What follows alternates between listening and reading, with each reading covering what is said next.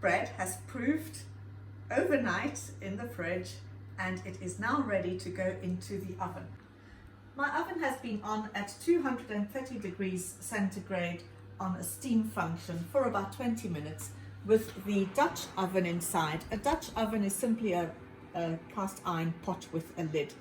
I happen to have a steam oven, but if you don't, you can very easily create one by having a flat pan, pouring a bit of water into the bottom, it doesn't matter how much, and placing this at the bottom of your oven, which has been preheated to 230 degrees centigrade on the steam setting.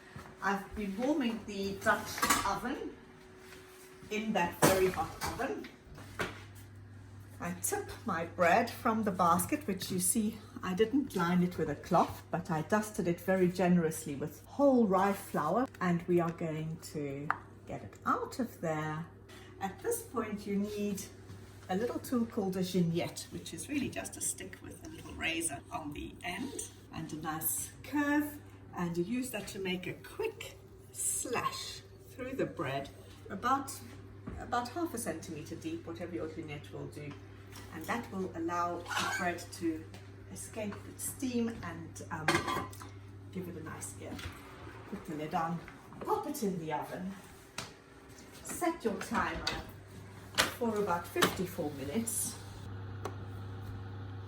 Towards the end of this time, maybe when it's done, when it's got about 6 or 10 minutes to go, I like to turn the temperature down to about 210 degrees centigrade, and I open the lid of the Dutch oven just slightly, put it ajar so that it gets a nice dark crust.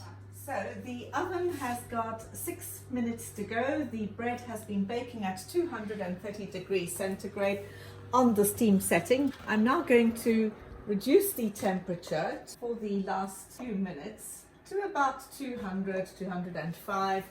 And this little trick is open the lid slightly so that some of the steam can escape, and the bread is going to get a lovely dark crust.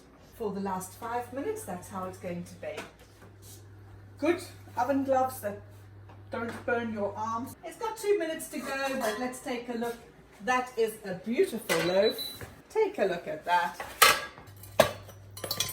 Very good loaf. 70% white bread flour, 30% whole grain, in this case Manx granary flour, topped with toasted 4-seed mix. Delicious sourdough bread. Even people who have gluten intolerances seem to have no problem with this home-baked bread. Bake 2 batches at a time and give one away. Thank you for watching my video on sourdough baking. This video was one of a series. If you liked it, please give me a thumbs up, or even better, subscribe so you see the entire process of turning your kitchen into a sourdough kitchen.